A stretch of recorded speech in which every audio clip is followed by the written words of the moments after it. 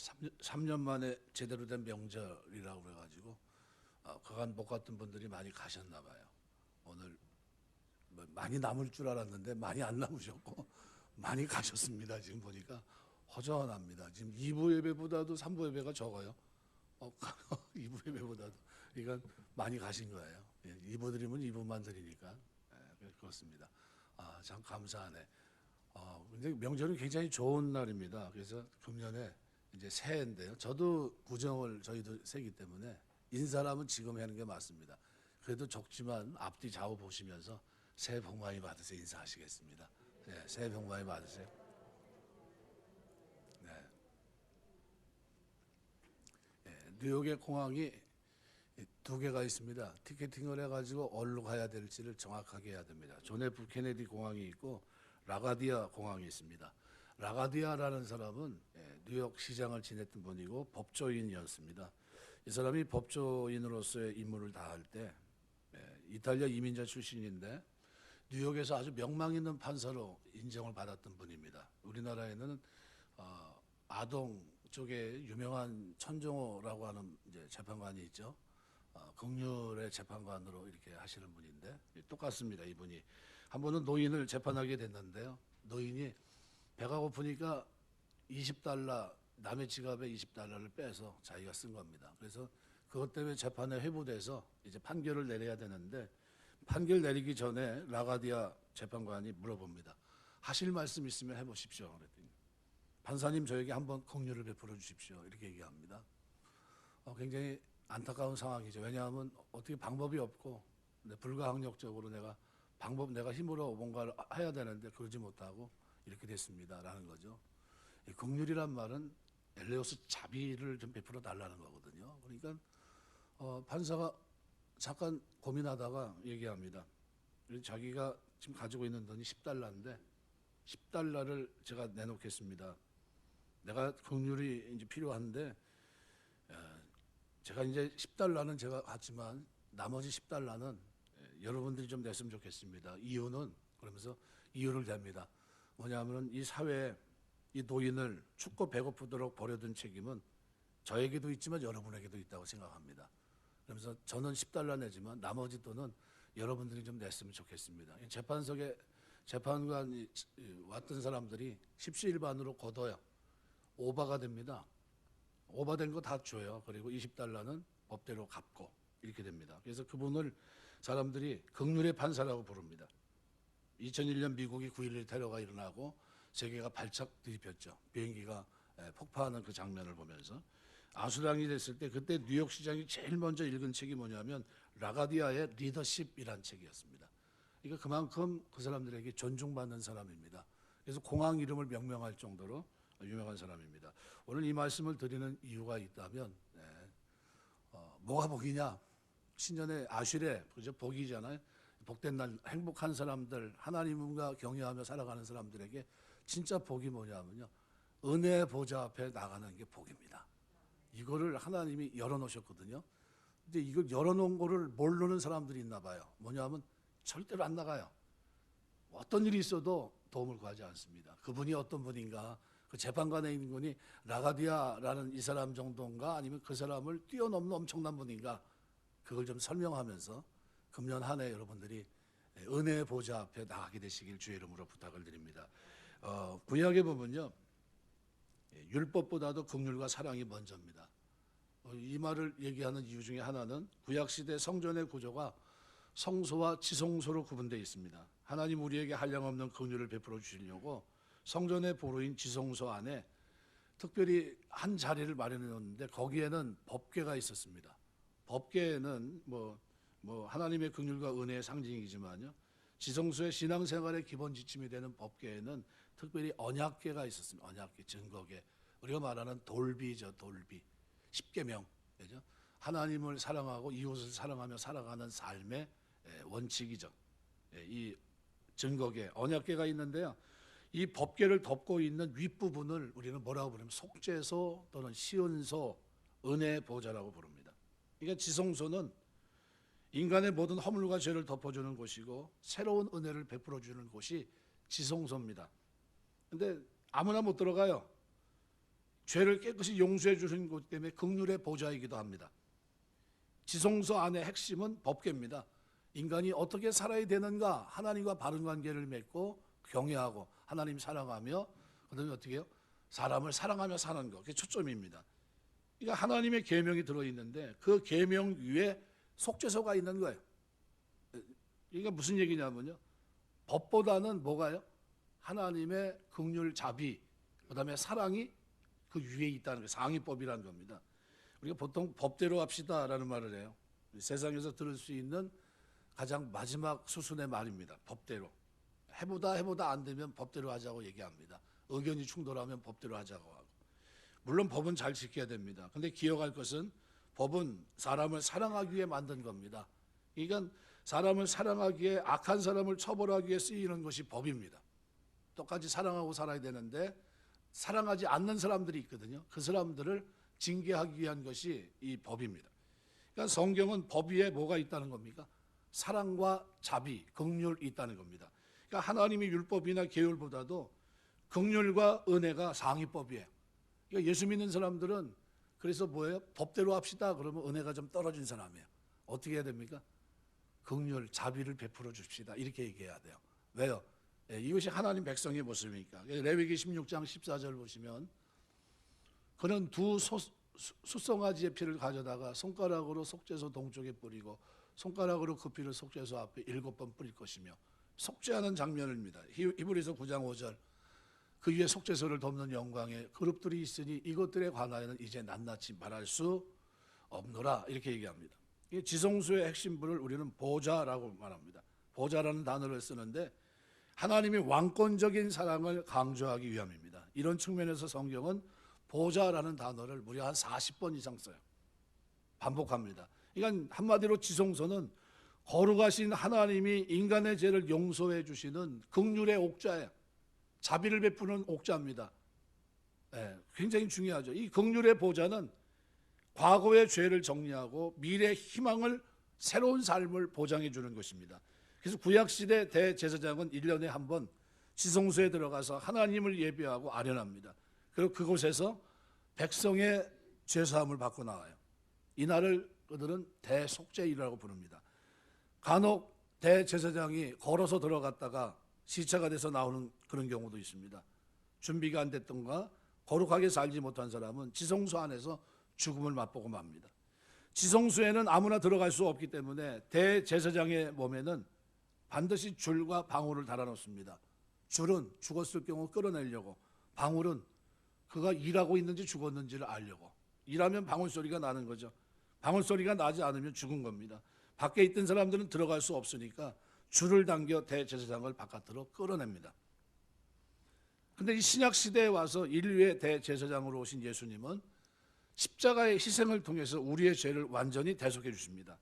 1년에 한 번만이 아니라 우리의 모든 죄를 십자가에서 영원히 단번에 그리고 깨끗하게 사해 주신 겁니다. 레위기 16장과 히브리서 9장은 이 구분을 아주 자세하게 설명해 주고 있어요. 그래서 히브리서에서는 예수님을 크게 두 가지로 칭합니다. 대제사장 그리고 큰 대제사장. 큰이란 말은 위대한이란 뜻입니다. 위대하다. 그러니까 우리를 죄와 심판으로부터 완전히 해방시켜 주셨기 때문에 이 제사장은 위대하다는 겁니다. 그러니까 우리가 이처럼 놀라운 사죄 은총을 받는 것은 하나님의 긍휼 때문입니다. 긍휼. 죄인된 인간을 향한 하나님의 애끓는 연정, 측음지심의 사람, 이것이 긍휼입니다.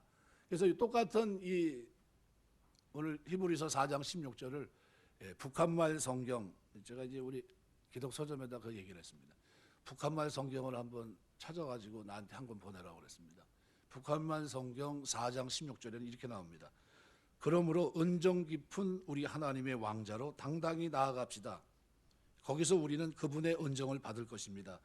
그리고 우리가 그것을 가장 필요로 할 때 우리를 돕는 은정을 얻을 것입니다. 이렇게 표현해놨어요. 남북이 빨리 통일돼야 됩니다. 이게 성경도 북한말 성경이 따로 있어요. 그래가지고 조금 의미가 좀 약간 다른 것 같으면서도 어떻게 의미 방향은 그대로 되어 있습니다. 그렇다면 제가 오늘 드리고 싶은 얘기는 그 얘기입니다. 긍휼의 보좌 앞으로 나가면 예수님은 어떤 은정을 베풀어 주실까? 북한말대로 두 가지를 하십니다. 연약함을 도우시고요, 필요를 채워주십니다.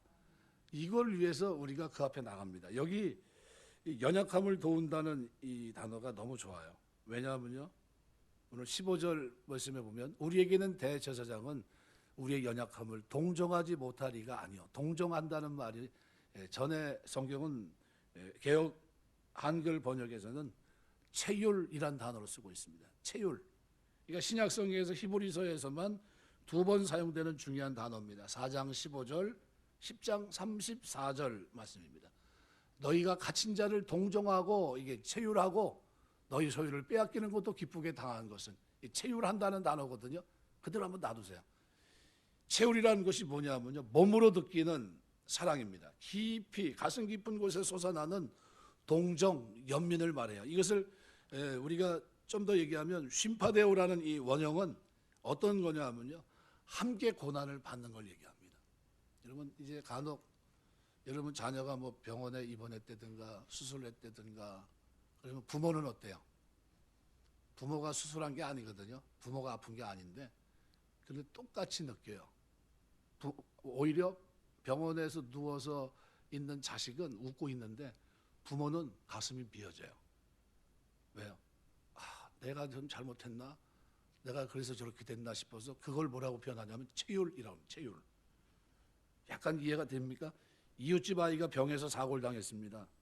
걱정하는 마음에 아예 안 됐다. 이건 체율이 아닙니다. 그런데 아이의 엄마는 체율합니다. 같이 느끼고 있는 거예요. 체율하고 더 아파요. 차라리 내가 아프고 내가 다치는 게 나은데, 이게 누굽니까? 부모예요. 명절은 누구 만나는 겁니까?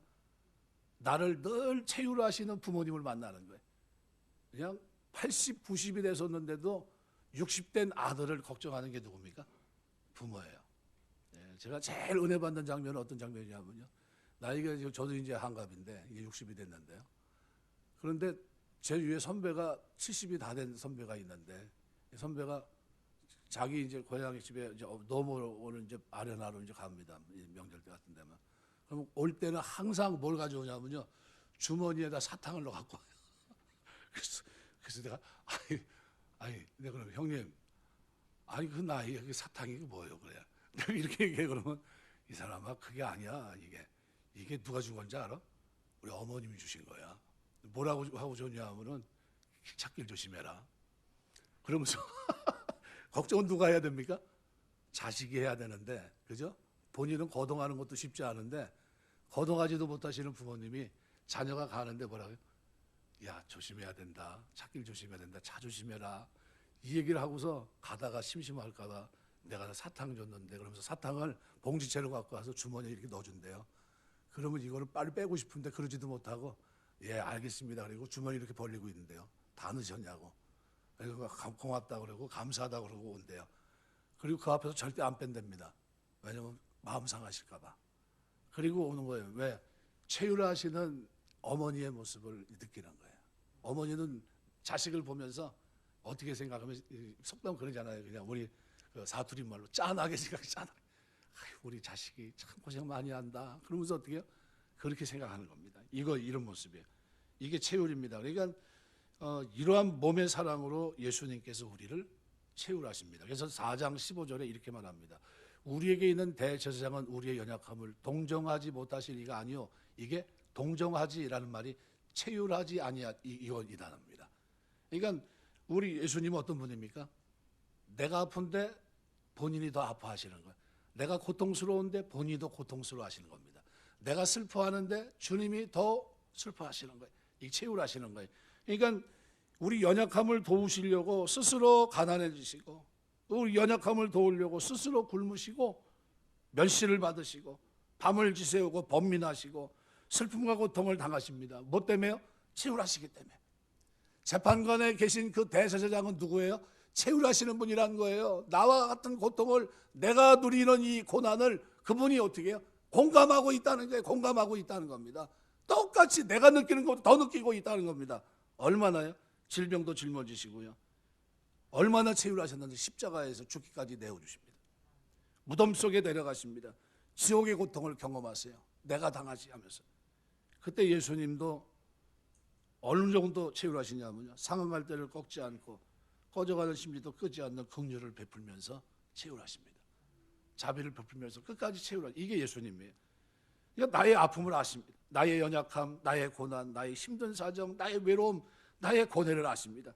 내가 약할수록 더 큰 은정을 베풀어 주세요. 더 크게 채우라 하시는 겁니다. 고난 속에 있는 나를 더 충분히 여기세요. 내가 느끼는 고난보다 주님이 느끼는 고난은 더 크다는 거예요. 이게 채울입니다. 신음하는 내게 긍휼을 베풀어 주십니다. 그러므로 우리가 서로 긍휼히 여기며 살아야 돼요. 예수 믿는 사람들의 편은 뭡니까? 주님이 나를 긍휼히 여기시니까 나도 긍휼히 여기는 겁니다. 측은지심으로 돌보며 살아야 됩니다. 사랑 없는 사람의 특징은 뭐냐면요, 손가락이 10개가 있는데 하나만 필요합니다. 왜냐하면 많이 필요하면 2개 필요할 거예요. 밥 먹기 위해서 젓가락질 해야 되니까. 그런데 나머지 손가락은 쓸모가 별로 없어요. 왜요? 손가락 지적하는 거니까. 계속해서 어떻게 해요? 정죄하고 비판하고 계속해서 어떻게 지탄의 공격을 합니다. 나머지 손가락이 필요 없어요. 그런데 진정한 긍휼의 사람은, 채울할 줄 아는 사람은요, 손가락이 10개가 다 필요합니다. 왜요? 마디마디마다, 그죠? 거기에 그리스도의 사랑이 묻어 있고요, 섬김이 묻어 있습니다. 상대를 품고 끌어안고 다가가서 씻어주고, 그죠? 다가가서 일으켜 세워주고, 그 10손가락을 가지고 다 그렇게 합니다. 성경은 그래서 긍휼에 대해서 이렇게 선언합니다. 마태복음 5장 7절, 긍휼히 여기는 자에게는 복이 있나니 그들이 긍휼히 여김을 받을 것이라. 산상수훈은 뭡니까? 예수님이 새 나라를 시작하면서 이 나라 백성은 이렇게 사는 거다, 이게 복된 자의 삶이다 하면서 설명한 겁니다. 그게 긍휼을 얘기합니다. 긍휼, 자비를 얘기합니다.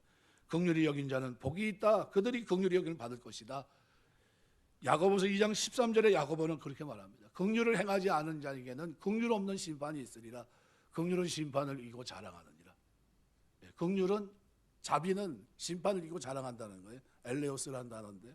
그럼 이게 무슨 의미냐면, 거꾸로 얘기하면 이런 얘기입니다. 하나님의 사람들은 누구예요? 자비를 베풀며 사는 사람들이다. 그들은 심판에서 제외되는데, 왜냐하면 그들은 이 땅에서 자비를 베풀며 하나님의 심정을 가지고 채우라며 살았기 때문이다. 이런 얘기입니다.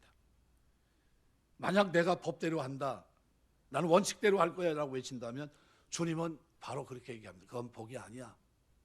원칙대로 하는 건 복이 아니야. 법대로 하는 건 그건 네가 원칙대로 한다면 나도 내가 말씀에 선포된 대로 할게. 내가 너에게 분명히 경고했잖아. 긍휼이 없는 자에게 긍휼의 심판이 기다리는 거야. 이렇게 얘기합니다. 그러니까 긍휼은요, 굉장히 중요합니다. 긍휼히 여기는 자는 긍휼히 여김을 받을 것이다. 우리가 살아가면서 긍휼히 여기며 살게 되시길 여러분 주의 이름으로 축원합니다. 은정을 베풀며 살아가는 거예요. 약한 자, 가난한 자, 아픈 자, 고난 중에 있는 자, 외롭게 사는 자를 우리는 긍휼히 여길 수 있어야 돼요. 긍휼이란 단어, 엘레오스라는 단어가 자비라는 뜻입니다. 누가복음 10장에 보면 선한 사마리아 사람 비유가 기록이 되어 있어요. 한 사람이 강도 만났습니다. 완전히 죽게 생겼죠. 제사장이 지나가고 레위인이 지나가는데 뭐 일정이 있었나 봐요. 바빠서 그냥 본체 만취하고 지나갑니다. 그런데 사마리아 사람이 지나가는데 그 사람을 못 본 채하고 그 지나간 게 아니라 그 사람을 만났는데 어떻게 해요? 상처를 싸매주고 포도주를 붓고 주막에 데려다주고, 만일 부비가 더 들어가면 내가 돌아오는 중에 내 장사 중에 있는데 끝나고 오는 길에 갚겠습니다 하고 가요. 누가 이웃이냐 이렇게 물어봅니다. 누가 이웃입니까? 자비를 베푼 자입니다. 그죠? 근데 그 사람은 누구예요? 사마리아 사람. 유대인들에게 사마리아 사람은요, 남유다, 북이스라엘 이렇게 나눠져 있습니다. 이 북이스라엘은요, 어떻게 보면 혼혈족입니다. 혼혈족. 순수 어떤 민족이 아니라 이방과 이제 혼혈된 족인데, 그래서 유대인들은 그런 기도를 드려요. 모르면 하나님, 내가 이방인으로 태어나지 않은 것에 대해서 감사합니다. 그 이방인들을 뭐로 생각하냐면 지옥의 땔감 정도로 생각합니다. 저 사람은 절대 구원받지 못한 사람들이야. 그래서 예배를 드려도 어떻게 해요? 유다 있는 이쪽에서 드려야 되는 겁니다. 그쪽은 뭐 상징적으로 별 의미가 없다 이렇게 생각합니다. 이게 이제 유대인들이 갖고 있는 개념이에요. 그런데 질문 자체가 뭡니까? 누가 이웃입니까? 라는 질문이거든요. 그럼 뭐라고 얘기해야 돼요? 율법사가 사마리아 사람입니다 얘기를 해야 되는 게 맞습니다. 왜요? 그 율법 선한 자비를 베푼 사람이 사마리아 사람이니까. 그런데 그렇게 얘기하지 않고 뭐라고 얘기합니까? 자비를 베푼 자니이다 이렇게 얘기해요. 그런데 예수님이 하신 말씀 뭡니까? 가서 너도 이와 같이 하라. 자비를 얘기합니다. 자비. 예, 긍휼을 베풀며 살라는 거죠. 이게 굉장히 중요합니다. 우리가 이 땅에 살아가면서 뭐가 복이냐? 자비를 베풀며 사는 게 복입니다. 구약 성경에 룻기서에 보면 보아스가 등장하는데, 보아스는 어떤 사람이? 유력한 사람이죠. 하나님 앞에 복을 받고 축복을 받은 사람인데, 그 사람의 삶에 있는 게 뭡니까? 자비를 베푸는, 긍휼을 여길 줄 아는 삶이 그에게 있습니다.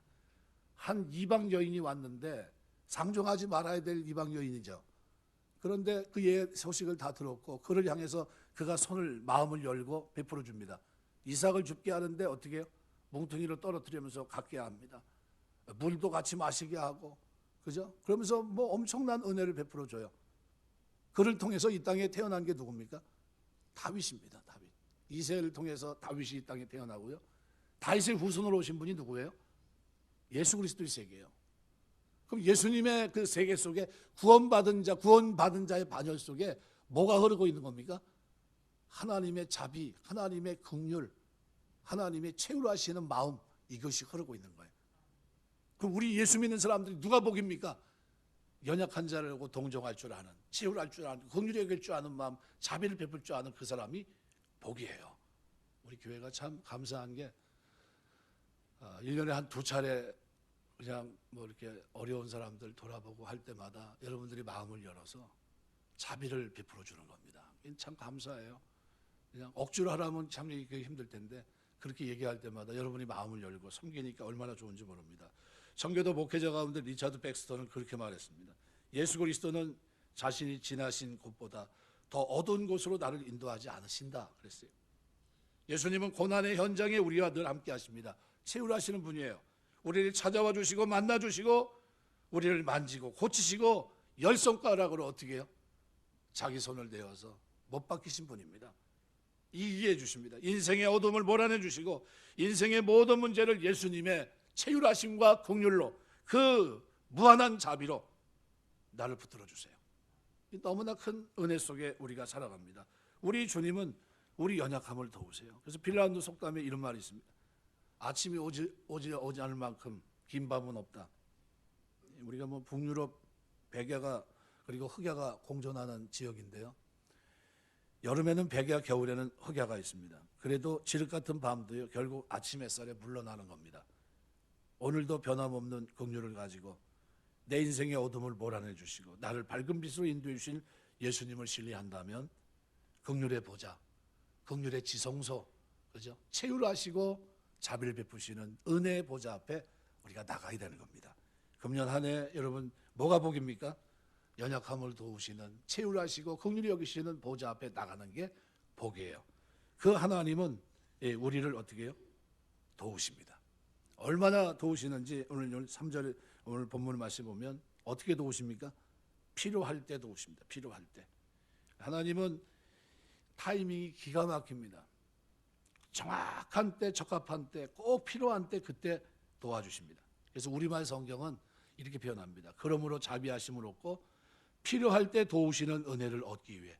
언제요? 때를 따라 돕는 은혜라고 표현되어 있죠. 이거를 우리말 성경은 필요할 때 도우시는 은혜를 얻기 위해 은혜의 보좌 앞에 담대히 나아갑시다 이렇게 번역해 놨어요. 너무나 아름다운 번역입니다. 필요할 때 도우시는 은혜, 그게 은혜의 보좌야. 그 앞에 나가면 우리 하나님은 필요할 때 도와주십니다. 제때 도우신다는 거예요. 수가성 여인을 도왔는데요, 제자들이 도울 수 있었습니까? 제자들은 도움이 안 됐어요. 예수님은 수가성 여인을 정확한 타이밍에 도와주십니다. 언제요? 그가 사람들을 기피한다는 것과 그가 우물을 길러오는 그 타이밍이 정오라는 것과 그 정확한 시간에 맞춰서 어떻게 해요? 그 여인을 만나서 대화하시고 그 여인을 변화시킵니다. 내가 메시아를 만났다, 그리스도를 만났다 외치게 하십니다. 누가 가신 겁니까? 예수님께서 우리의 필요를 아시고 누가 오신 겁니까? 예수님이. 이 땅에 오신 예수님은 그 필요를 채울하시는 그 마음 그대로 그거 가지고 있다가 결국 어떻게 해요? 오신 겁니다. 우리 죄인들의 죄를 짊어지시기 위해 십자가에 죽기 위해 이 땅에 오신 겁니다. 피 흘려 주시려고 이 땅에 오신 거예요. 채울하시고 우리의 죄를 덮어주시려고 오신 겁니다. 문자적으로는 엄마가 아이의 비명소리를 듣고 달려가서 돕는다. 이게 이제 여기서 말하는 필요할 때 도우시는 은혜입니다. 신속한 도움을 말합니다. 하나님은 급하게 서두르지도 않지만 너무 늦게도 역사하지 않으십니다. 우리가 볼 때는 그죠? 이 요한복음에 기록되어 있는 나사로의 죽음, 그죠? 너희들이 볼 때는 어때요? 예수님이 너무 늦은 때 온 것 같아요. 예수님 일찍 왔으면 이런 일이 일어나지 않았을 텐데 너무 늦게 온 거 아닙니까? 그랬지만 예수님은 정확한 때, 하나님의 영광을 위해서 정확한 때 오셔서 자신의 죽음과 부활을 예견하시고 그걸 어떻게 해요? 보여주신 겁니다. 일으키십니다. 배를 동인 채 무덤을 열게 하시고 죽은 나사로를 나오게 하십니다. 늦게 역사하지 않으셨어요. 가장 필요한 때 최상의 방법으로 찾아오셔서 은혜를, 긍휼을 베푸십니다. 사복음서를 보면 예수님은 우리를 도우시기를 실패한 적이 없으세요. 절묘한 타이밍입니다. 절묘한 타이밍. 이것이 오늘날에도 그러합니다. 그래서 어떤 신학자는 하나님의 응답을 현재 진행형이라고 말합니다. 하나님은 여전히 과거의 하나님이 아니라 오늘의 하나님이란 현재 하나님, 때를 맞게 때를 따라 제때 도우신 하나님. 우리와 이 땅에 살아가는 동안 긍휼의 지성소로 나가기만 하면 우리 하나님은 변함없는 채울하시는 마음으로 긍휼로 그 자비하심으로 우리를 붙들어 주신다는 거예요. 이것이 하나님의 은혜요. 이것이 복입니다. 그래서 이 얘기를 오늘 본문은 하고 있는 거예요. 그러므로 우리는 때를 따라 때를 맞게 도우시는 은혜를 받기 위해서 하나님의 보좌 앞으로 담대히 나가야 돼요. 담대히. 날마다 긍휼의 지성소로 담대히 나가야 돼요. 기도하고 뭐 새벽 기도하라고 해서 하는 게 아니에요. 왜요? 이것이 복이니까. 그죠? 그 하나님께 나아가게 된 이것이 복이니까 하나님 앞에 엎드려 기도하는 게, 기도를 교회를 못 나와도요. 교회 가정에서 먼저 기도하는 겁니다. 담대히라는 이 원어적 의미가 뭐냐면요, 자유롭고 공개적인 시민의 태도를 가리키는 것을 말합니다. 자신의 신분을 부끄러워하는 노예 야만인이 아니라 로마 시민처럼 당당하고 떳떳하게 자신의 의견을 개진한다는 의미를 함축하고 있는 이 단어가 담대히라는 단어예요. 그죠? 종이나 노예나 야만인들은 어때요? 담대히 못 나갑니다. 그러나 시민권자는 어때요? 떳떳하게 자기 할 말을 합니다. 그러므로 은혜의 보좌 앞에 담대히 나가라고 하는 것은 하늘의 자녀, 하늘의 시민권을 가진 자답게 당당하게 나가서 자유롭게 소원과 간구를 아뢰라는 뜻입니다. 이를 통해 우리는 죄의 종에서 하나님의 자녀가 됐다는 사실을 먼저 인식하셔야 돼요. 갈라디아서 4장 6절 7절 보면 바울이 이렇게 표현합니다. 너희가 아들임으로 하나님이 그 아들의 영을 우리 마음 가운데 보내사 아빠, 아버지라 부르게 하셨느니라. 그러므로 내가 이후에는 종이 아니요 아들이니 아들이면 하나님으로 말미암아 유업을 받을 자니라. 어마어마하게 바뀌었습니다. 하나님께 나아가는데 뭐라고 부르면서 나갑니까? 아빠, 아버지라고 부르게 하신 거예요. 그리고 나가게 하시죠. 이게 뭡니까? 담대하게. 담대하게. 그러니까 이후로는 종이 아니요 아들이니 아들이면 하나님으로 말미암아 유업을 받을 자다. 이것도 감사한데요. 하늘 시민권을 가진 자가 됐습니다. 빌립보 3장 20절. 그러나 우리의 시민권은 하늘에 있는지라 거기서부터 구원하는 자 곧 그리스도 예수를 기다린다 그랬어요. 그러니까 십자가 지신 그리스도의 은혜가 얼마나 큰 건가 한번 생각해 보십시오. 은혜의 보좌 앞에 담대히 나가는데 뭐라고 부르면 나갑니까? 아빠, 아버지, 하늘의 시민권자의 자격을 가지고 담대히 나가는 거예요. 담대히. 가서 그 담대히 나가는데 거기 속죄 시은소에 계신 그분은 누굽니까? 영광의 보좌에 앉아 계신 예수님은 어떤 분입니까? 최유하시고 긍휼히 여기시는 분이에요. 그러니까 이 세상 법정과 완전히 다르죠. 완전히 다릅니다. 여러분, 때를 따라 돕는 은혜를 받기 위해 은혜의 보좌 앞에 나아갈 수 있다는 사실은 구약이나 과거 역사를 더듬어 볼 때 이것은 최상의 은혜이고 축복입니다. 한번 가만히 생각해 보십시오.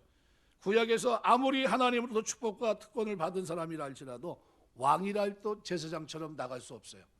교만합니다. 어떻게 돼요? 하나님께 버림받습니다. 하나님부터 축복받은 특권은 이스라엘 백성, 그죠? 이 엄청난 특권 속에 있지만 아무 때나 자유롭게 하나님께 나갈 수 있느냐? 그렇지 못합니다. 재물 가지고 준비해서 나가야 되고요.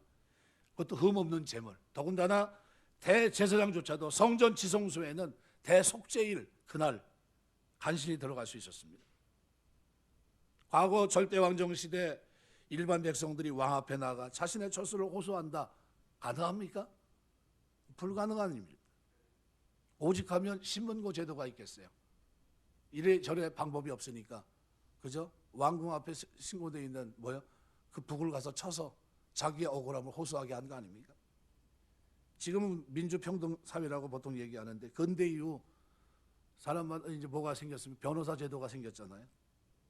일반 서민에게는 변호사 제도가 어떻게 보면 뭔가 좀 빠져나갈 수 있는, 해결할 수 있는 빌미가 되는 좋은 제도 아닙니까? 그런데 어때요? 쉽지 않습니다. 왜요? 변호사비가 너무나 비싸요.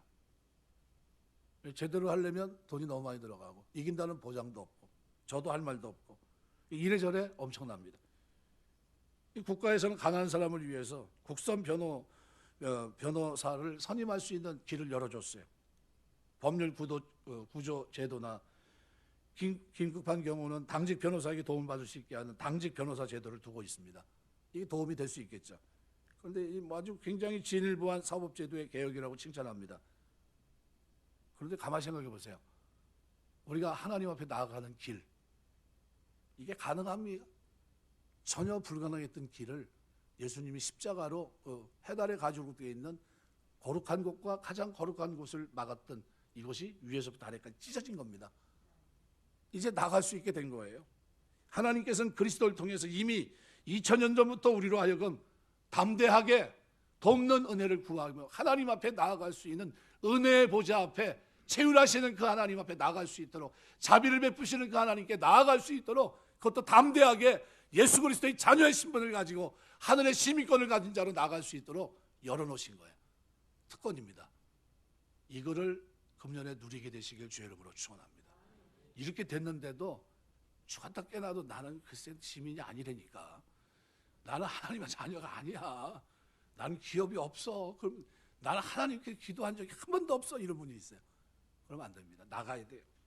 요한복음 14장 13절 14절 너희가 내 이름으로 무엇을 구하든지 내가 행하리니 이는 아버지로 하여금 아들로 말미암아 영광을 받으시게 하려 합니다. 내 이름으로 무엇이든지 내게 구하면 내가 행하리라. 이것을 행하시는 그 보좌에 계신 그분은 누굽니까? 은혜의 보좌, 긍휼의 보좌에 계신 그분은 누굽니까? 예수 그리스도세요. 그분은 우리를 채울하시는 분, 채울하시는 분. 감이 오시죠? 내가 아파하면 누가 더 아파한다고요? 우리 주님이. 내가 고통스러워하면 누가 고통스러워합니까? 우리 주님이. 채울하시고 긍휼히 자비를 베풀 준비가 되어 있는 그 은혜의 하나님이 그 은혜의 보좌라고 표현한 겁니다. 글로 오란 거예요. 한량없는 선물을 주시는 그 은혜의 보좌 앞으로 자비와 긍휼을 베푸시고 채울하시는 그 하나님 앞으로 나와서 구하라는 거예요. 담대하게 돕는 은혜를 주시겠다는 겁니다. 요한복음 16장 24절 말씀대로 지금까지 너희가 내 이름으로 아무것도 구하지 아니하였으나 구하라 그러면 받으리니 너희 기쁨이 충만하리라. 상상하지 못한 일이 이제 펼쳐진 거예요. 은혜의 보좌 앞에 나가서 기도하면 하나님이 어떻게 해요? 채울하시고 긍휼히 여기시는 그분이 내 기도를 들어주시고 은혜를 베푸시는 이 엄청난 사건이 일어나기 시작한 겁니다. 그래서 시편 31편 19절은 이렇게 표현합니다. 우리말 성경을 보면 이렇게 말해요. 주님은 참으로 인자하신 분이십니다. 주님을 찾는 사람들을 위해 주님의 은총을 마련해 두셨습니다. 특별히 주님은 많은 사람들 앞에서 그들에게 은총을 주십니다. 한번 그대로 나가세요. 주님은 참으로 어떤 분입니까? 헤세드 하나님이라는 거예요. 인자하신 분. 시편 23편 6절 주의 선하심과 인자하심이 정녕 나를 따르니 내가 여호와의 집에 영원히 거하리로다. 뭐 때문에 영원히 거합니까? 선하심과 인자하심, 헤세드란 단어예요.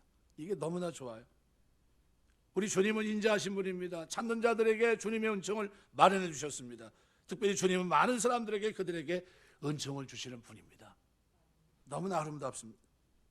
그래서 이 긍휼하심을 받고라고 하는 이 단어가 엘레우스라는 단어가 자비를 말합니다. 자비.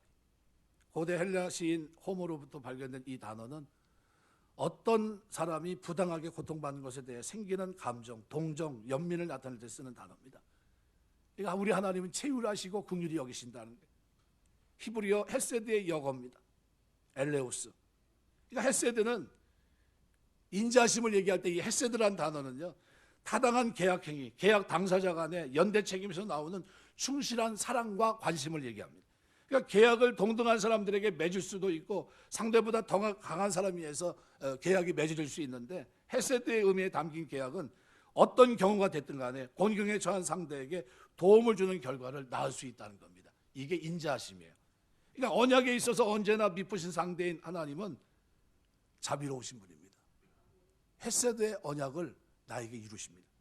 그러니까 자기 백성과 언약을 맺을 때 그것을 약속하셨어요. 계속해서 그들을 새롭게 어떻게 해요? 반복해서 은혜를 베푸시겠다는 겁니다. 이스라엘이 언약을 위반했을 때도 그분께서 용서를 구하면 하나님은 엘레오스, 긍휼로, 자비로 그들을 언제든지 요청하면 하나님은 그들을 도우십니다. 그래서 여기 돕는, 돕는이라는 이 단어가 보세데이안이란, 보에데이안이라는 단어인데 돕기 위해 달려간다는 뜻이에요. 이건 어떤 단어냐면요, 의사들이 치료 행위를 위해 사용된 보에데오라는 단어가 있는데 여기서 유래된 단어가 도움, 원조라는 뜻입니다. 근데 여기 돕는다는 게 뭐예요? 의사가 환자를 돕듯이 돕는 걸 얘기합니다. 하나님 앞에 나가요. 어디 앞에요? 체휼하시고 긍휼히 여기신 은혜의 보좌 앞에 나가면 그분은 나를 어떤 식으로 돕습니까? 때를 따라 돕는 가장 시적절한 타이밍을 놓치지 않고 의사가 환자의 필요를 채워주듯이 도와주겠다는 거예요. 그 은혜의 보좌 앞으로 담대히 나가라는 거예요. 어떻게 나가요? 이제는 내가 이제 예수 믿은 지 얼마 안 됐는데 제가 나가도 될까요? 나가도 돼요. 제가 죄인인데 죄를 져가지고 하나님 면목이 없는데 그래도 나가도 될까요? 그래서 주님 뭐라고 얘기합니까? 나오라는 거예요. 네가 자녀가 됐고 하늘의 기업을 이룰 자로 이제 언약의 백성이 됐다는 거예요. 그리고 담대히 나오고 내가 너를 도울 준비가 되어 있고 내가 너에게 은총을 베풀 준비가 되어 있다는 거예요. 이 얘기를 오늘 본문이 우리에게 하고 있는 겁니다. 금년 한 해 여러분 얼마나 많이 기도 생활을 하셨는지 모르겠어요. 은혜의 보좌 앞에 담대히 나가시는 여러분 되시길 주의 이름으로 축원합니다. 담대히 나가세요. 담대히 나가서 뭘 구해야 됩니까? 돕는, 때를 따라 돕는 은혜를 구해야 돼요. 타이밍을 놓치지 않고 정확하게 나의 필요를 체휼하시고 자비 베풀 준비가 되어 있어서 언제든지 나에게 자비를 베푸시는 그 하나님 앞에, 기가 막힌 방법으로 도우신 하나님 앞에 여러분이 나가는 거예요. 주님 앞에 나갑니다. 주의 이름을 부르며 나갑니다. 말씀하겠습니다. Just Do It, 잘 들어본 1988년부터 썼던 나이키의 슬로건입니다. Just Do It. 이 말이 어디서 유래한지 아는 사람들 그다지 많지 않은데요. 나이키 광고 대행사 위든 앤 케네디의 공동 설립자 위든이라는 사람에 따르면 70년대 중반 사일린으로 이제 사형 선고를 받았던 게리 길모라는 사람이 마지막 말 거기서 영감을 얻어서 Just Do It이라는 단어가 탄생하게 되는데요. 유타주에서 2명을 죽인 혐의로 사형 선고를 이제 총사령을 받게 됩니다. 게리라는 사람이. 그래서 이제 1977년 죽기 바로 직전에 목사가 이제 사형수에게 이제 질문합니다. 하고 싶은 말이 있으면 하십시오. 그랬더니 Let's do it이라고 얘기합니다. 빨리 끝냅시다 이런 얘기예요. 나 더 이상 뭐 할 게 뭐 있냐, 이제 빨리 이제 나 보내줘라 이런 얘기겠죠. 시작해 볼까요? 뭐 이런 얘기인데. 근데 그 일이 있고 난 후 11년 후에 광고 대행사 위든이 이제 인터뷰하면서 고민합니다. 어쩌다 그런 생각이 드는지 모르겠지만 이걸 어떻게 표현해야 될까? 어떤 표현이냐면요. 실패할 걸 알면서도 마지막 극한에 도전하는 그런 정신을 표현하고 싶은 거예요. 나이키 회사가. 이런 생각을 하다가 뭐가 생각나냐면 11년 전에 있었던 그 사형수 마지막 말 Let's do it이라는 단어가 생각이 난 겁니다. 마음에 안 들어서 그 앞부분을 조금 바꾼 거예요. 이게 Just do it입니다. 나이키가 TV 광고에 첫 등장한 Just do it은요, 말 그대로 그 시대 폭발적인 인기를 가져왔고요. 그 인기를 얻으면서 스포츠의 열정, 투지를 상징하는 말로 통용하기 시작합니다. 나이키 역사를 송두리째 바꾼 슬로건입니다. 모든 사람들이 스포츠라는 매개체를 통해 대화하기를 원했던 나이키의 의도가 잘 반영됐다는 평가도 받죠. 각박한 세상의 불안정한 현실 속에 타협과 타협을 거듭하고 있지만 누구에게나 사람은 다 뭐가 있습니까? 꿈도 있고 미래도 있고 소망도 있습니다. 하지만 자꾸 이렇게 하다 저렇게 하다 보니까 양보하다 보니까 어느새 꿈은 나와 점점 멀어져 가요. 이제는 실패의 두려움에서 벗어나 당당하게 행동으로 옮길 때가 됐다. 그게 저스트 두잇입니다. 이제 해보자.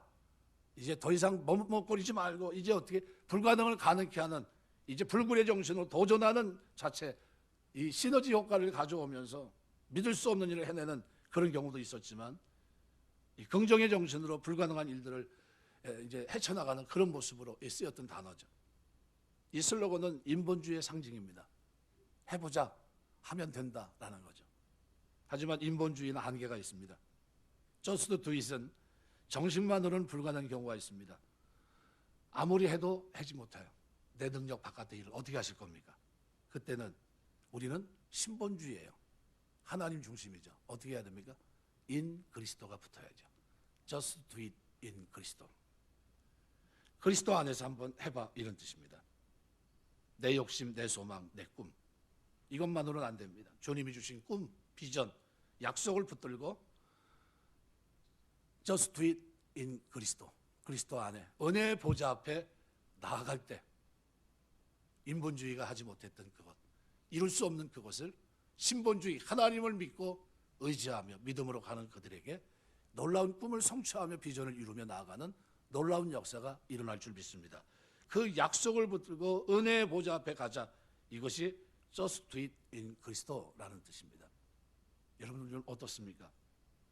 금년 한 해 여러분이 살아내야 될 삶이 있습니다.